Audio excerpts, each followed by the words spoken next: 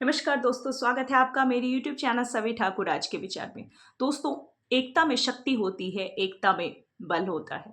ये आप सब ने सुना है और आज सबने देख भी लिया। सवर्णों की एकता, सामान्य जाति के लोगों की एकता, एकजुटता का ही परिणाम है कि आज यूजीसी रेगुलेशन 2026 जैसे काला कानून पर सुप्रीम स्टे लग गया। जी हां, माननीय सुप्रीम कोर्ट के द्वारा फिलहाल यूजीसी रेगुलेशन 2026 के नियमों पर फिलहाल के लिए स्टे लगा दिया गया है और अब इसकी अगली सुनवाई 19 मार्च को होगी। फिलहाल 2012 के ही नियम लागू होंगे। साथ ही साथ सुप्रीम कोर्ट ने यूजीसी को फटकार लगाते हुए इस कानून पर तीखी टिप्पणी भी की है।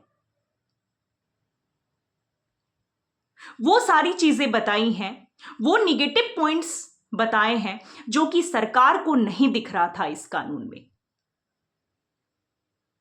बहुत सारे पत्रकारों को नहीं दिख रहा था इस कानून में, मंत्रियों को नहीं दिख रहा था इस कानून में, जो लोग आई सपोर्ट यूजीसी कर रहे थे उनको नहीं दिख रहा था इसमें।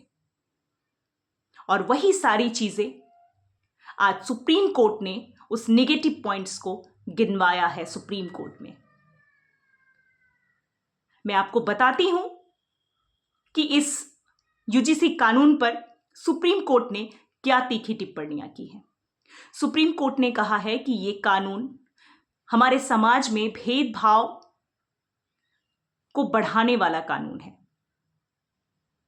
यह हमारे समाज को, हमारे देश को बांटने वाला कानून है।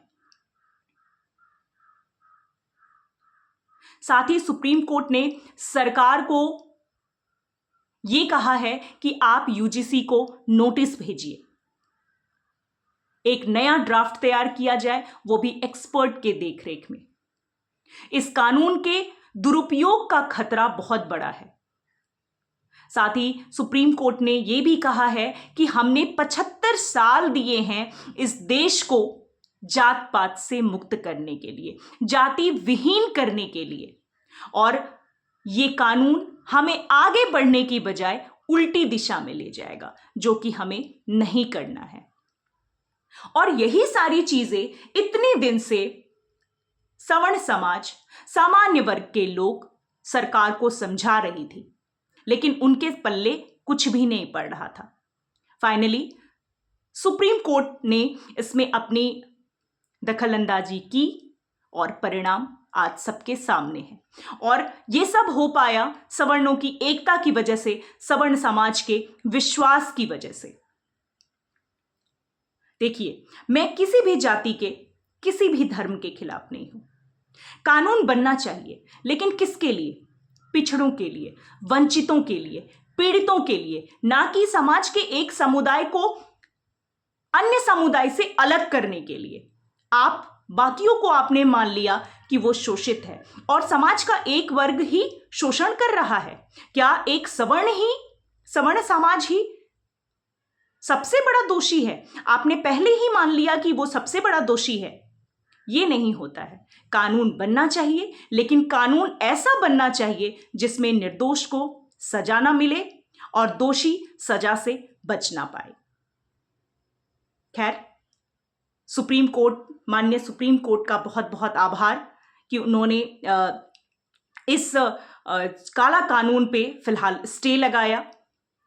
आगे क्या होगा ये कहना बहुत जल्दबाजी होगा, लेकिन इतना हम कह सकते हैं कि ये सब हो पाया हमारे सवर्ण समाज, सामान्य वर्ग के लोगों के एकता की वजह से, उनकी एकजुटता की वजह से। और एक नाम मैं यहाँ पर लेना चाहूँगी जिसका जो सवर्ण समाज है हमेशा आभारी रहेगा, और वो शख्सियत है विष्णु शंकर जैन, जो कि आज सुप्रीम कोर्ट में सवर्ण समाज के प्रतिनिधित्व के रूप में थे।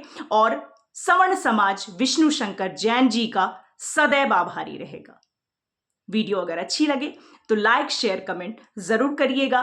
मैं मिलती हूं आपसे नेक्स्ट वीडियो में एक नए विचार के साथ, एक नए अपडेट के साथ। तब तक के लिए जय श्री राम।